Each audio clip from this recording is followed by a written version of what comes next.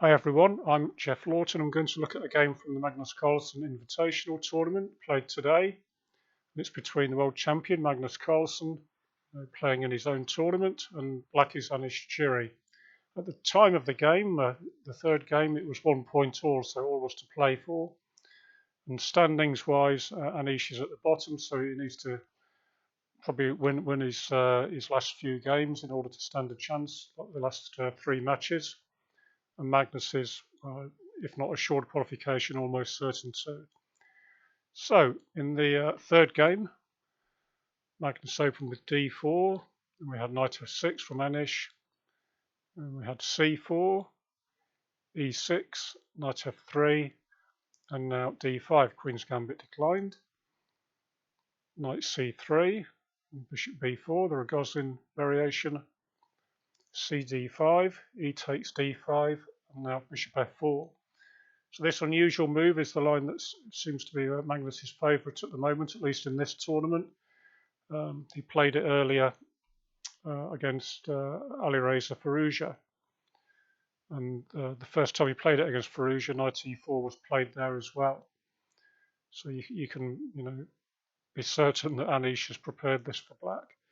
Rook c1, and now knight c6. And Magnus follows the same line, knight d2, g5 for a sharp move, bishop e3, so they're still following that game. Knight takes c3, b takes c3, bishop to a3, rook to b1, and now the sharp move f5. So the idea is to, of course, is to trap the bishop. So g3 to prevent that. And this is Anish's home preparation. Bishop here instead of Alireza played castles here for black. And that was a very complicated game as well. After bishop d6, Anish said he'd looked at knight f3 at home.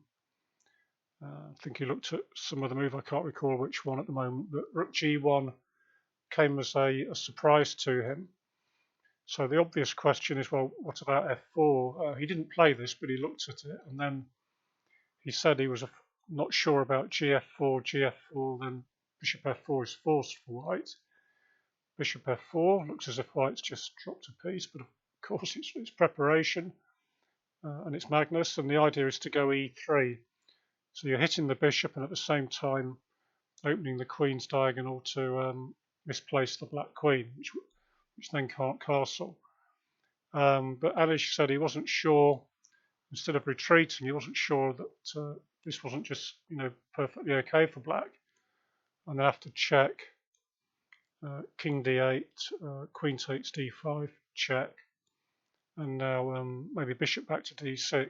Black's won a piece, but it's far from obvious who this may be good for. And like Anish said, he wasn't going to play this against Magnus because Magnus would have prepared it at home. So instead of that, he played castle straight away. And then we had h4, which again is perhaps preparation. White would love it if black did this, and then of course black wouldn't go along with that. And then it opens up the g file. After king h8, white could play his bishop into this strong square, then probably follow with e3 and bring the queen out. So in the game, Anish played f4, and after gf4, of course he can't do this, it's illegal, but he played the move g4, blocking off white's attack for the time being. And it's a really interesting continuation. Now Magnus played rook b5, and it seems to be that I think his idea is that he'd like to play f5, but he doesn't want to allow queen takes h4. That's just a speculation, though I'm not too sure. But after rook b5, we had knight e7, and then f5 came. So, like I said, you can't take this anymore. Anish played an interesting follow-up with h5. If he'd played bishop f5, which also looks logical because then the bishop is protecting that, but then white sort of gets what he's after with bishop h6, rook f7, and then the move like e4, and black's unable to take that because of bishop c4 with a very good position for white. So instead of this, Anish played the move h5, and then we had bishop to g5. Well, interestingly, again, Anish played rook f5 here, but could have gone queen here without, because he sacrificed the exchange in the game for unclear play.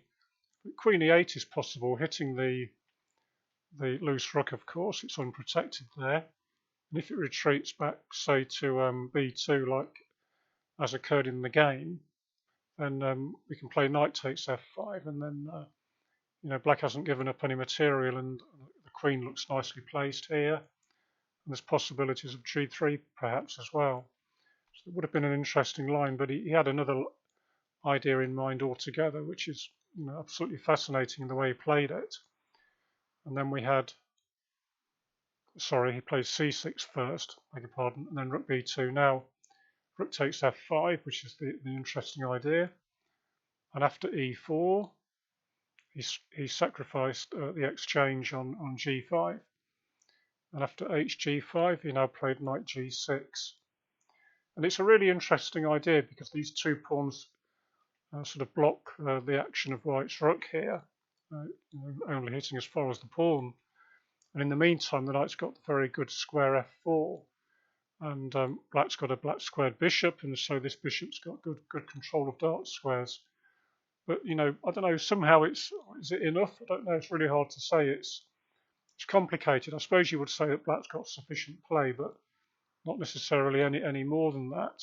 All's to play for, really. So Magnus played e5, blunting the power of blunting the scope of the bishop, I should say. And then we had bishop to f8, and now bishop d3, putting the bishop on a wonderful diagonal towards the black king. So Anish hung on to his knight rather than allow it to be captured, because it's a wonderful piece here. There's no pawns that can kick it away. So Magnus played knight f1, sort of manoeuvring the pieces near the king's side.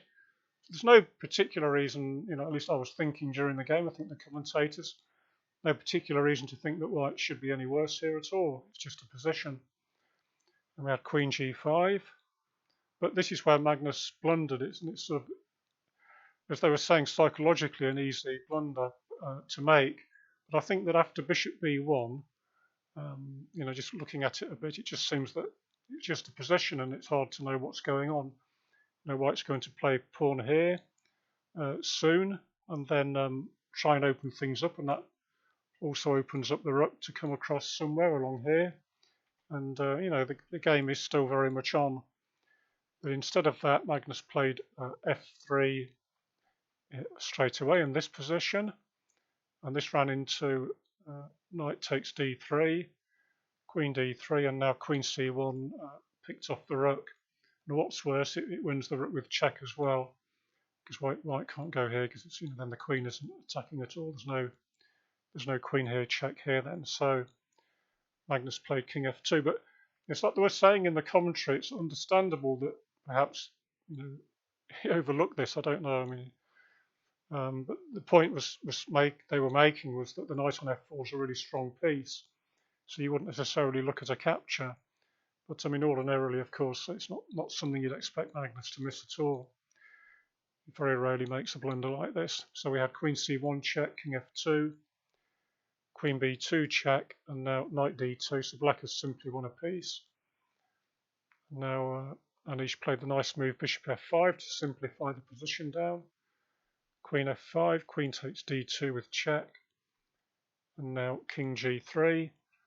King f1 is no help because of bishop g7 intending rook f8. So there's no perpetual for white in these positions because check, simply king h8, and there's no checks. h6 is covered. So in the game we had king g3 instead, and then queen takes c3, sort of taking a pawn, and at the same time threatening just to simplify, take the queens off the board. So Magnus tried king h4, queen takes d4, rook to g3 because the rook was attacked, Bishop G7 covering the king, and again, you know, queen here doesn't do anything. It's just one check, and now there's no more checks since that's covered by the bishop. So we had F4 and a Rook F8, and here Magnus resigns since he's going to lose his F4 pawn or the E5 pawn, and there's no perpetual. So a good result for Anish, but obviously a horrible blunder for Magnus, and this put Anish into a 2-1 lead in the match. And then in the final game, Carlsen opened E4 and Giri played the Sicilian Najdorf rather than play a solid opening trying to draw. He played the Najdorf, and again, he played a very good game and achieved a draw in that after some complications. So a good result for him, and probably a shock for most of us to see him beat Magnus.